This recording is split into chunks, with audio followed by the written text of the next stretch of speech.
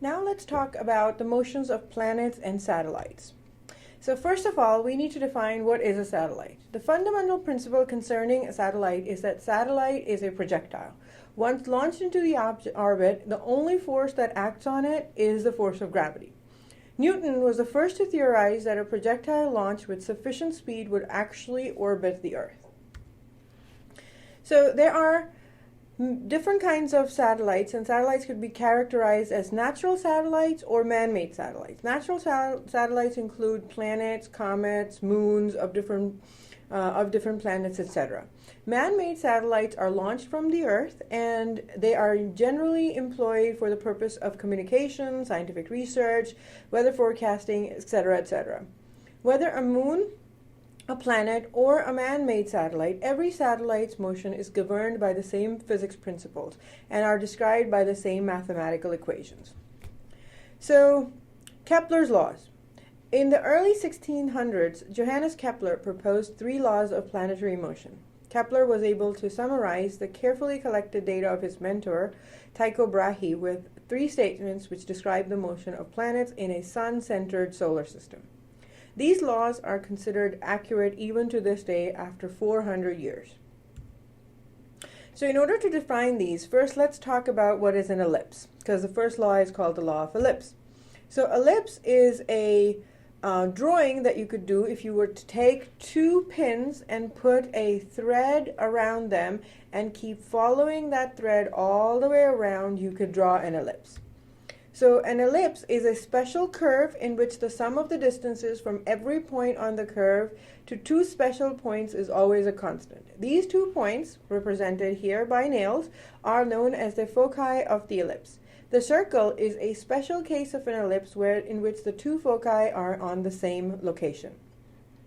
So this is called the minor axis and this is called the major axis.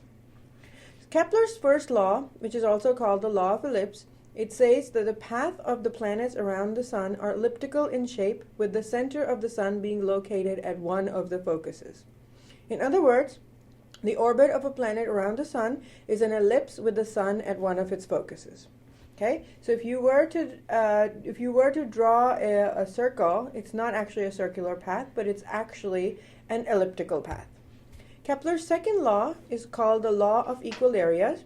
An imaginary line drawn from the center of the sun to the center of the planet would sweep out equal areas in equal intervals of time.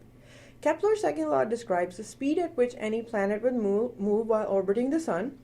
The speed at which any planet moves through space will constantly change, and the planet moves faster when it's closest to the sun and slowest when it's further away from the sun, as you can see in this animation. So the areas that each circle contains is going to remain the same. So in order for this law to remain constant, when the planet moves closer, it speeds up to have this the equal area subtended at equal intervals of time.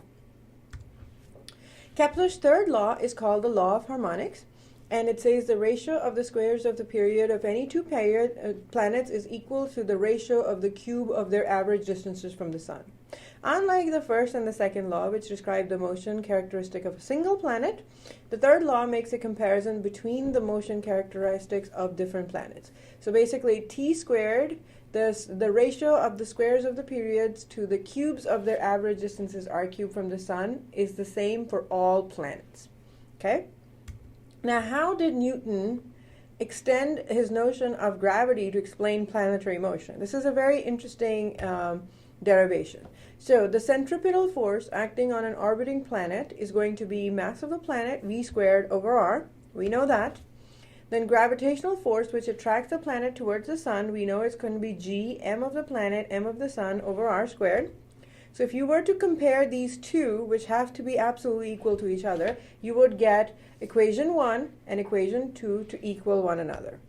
We also know that the velocity of an object in a nearly circular object is given by v equals 2 pi r over t. So if you were to square it, you will get that. You plug that value into equation 3. So equation 3 from here changes to 4 pi squared r squared over t squared equals g, mass of the sun, over r squared, right? Rearranging it slightly.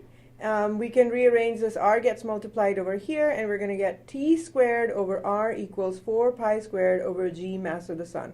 4 is a constant, pi is a constant, G is a constant, and mass of the sun is a constant. So this implies T squared over R cubed is the same for all planets. So in a nutshell, Kepler's 3 laws can be written as the law of ellipsis. The path of the planet about the suns are elliptical in shape, with the center of the sun being located at one of the foci. The law of equal triangles, an imaginary line drawn from the center of the sun to the center of the planet will sweep out equal in areas in equal intervals of time. And the law of harmonics, the ratio of the squares of the period of any two planets is equal to the ratio of the cubes of their average distance from the sun. And these are Kepler's 3 laws. So now let's do an example. It is desired to place a communication satellite into orbit such that it remains fixed above a given spot on the equator of the rotating Earth. What height above the Earth should such a satellite have? So in order for this satellite to remain fixed above on a given spot on the Earth's equator, it should rotate with the Earth. So one rotation of the Earth is 24 hours long. So the period of the satellite needs to be 24 hours long. So that means that the T of the period should be 24 hours. Okay? Now hours are going to be a problem, so what I need to do is convert them to seconds. So it'll have 1 hour has 60 minutes, and 1 minute has 60 seconds. And so minutes will go away, hours will go away, and I will have 24 times 60 seconds. Okay? And I believe that answer comes out to be 86400 seconds, but please make sure that I did that correctly. Okay? Now, also, from Kepler's laws, I know T squared over R cubed has to equal 4 pi squared over GM. That is true. I know that. So, in order for me to calculate R, I need to rearrange this expression, right? So I need to do T squared GM over 4 pi squared equals R cubed, right? I know T, which is going to be that value over there. I know G, I know M, I know 4, and I know pi. Okay, this is easy, except there's an R cubed here. Well then, all we have to do is on our calculators, find the square root option and solve for it.